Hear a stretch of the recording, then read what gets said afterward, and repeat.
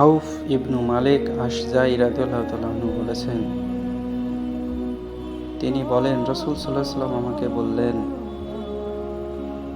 হে আউফ, কিয়ামতের পূর্বে ৬টি নিদর্শনকে তুমি গণনা করে রাখো।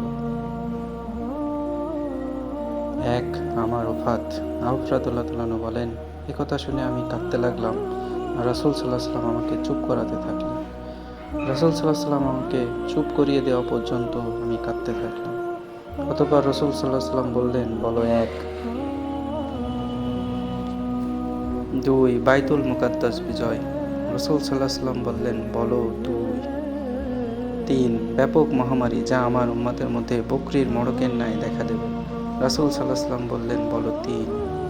আমার উম্মতের মধ্যে ফিতনা সংগঠিত হবে এবং তা বিরাট আকার ধারণ করবে। রাসূল সাল্লাল্লাহু আলাইহি ওয়াসাল্লাম বললেন, বলো ৪। ৫. তোমাদের মধ্যে ধন সম্পদের এত প্রাচুর্য হবে যে কোনো ব্যক্তিকে ১০০ দিনার প্রদান করলেও সে এটাকে নগণ্য মনে করবে, অসন্তুষ্টি প্রকাশ করবে। রাসূল সাল্লাল্লাহু আলাইহি ওয়াসাল্লাম বললেন, বলো ৫।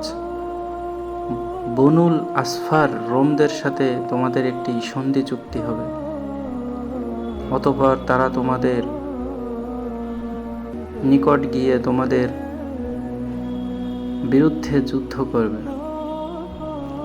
মুসলমানরা তখন সিরিয়ার দামেস্কের আল গুতা শহরে অবস্থান করবে।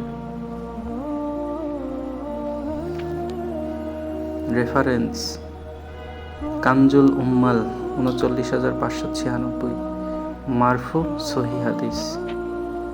হাদিসটি কিতাবুল ফিতান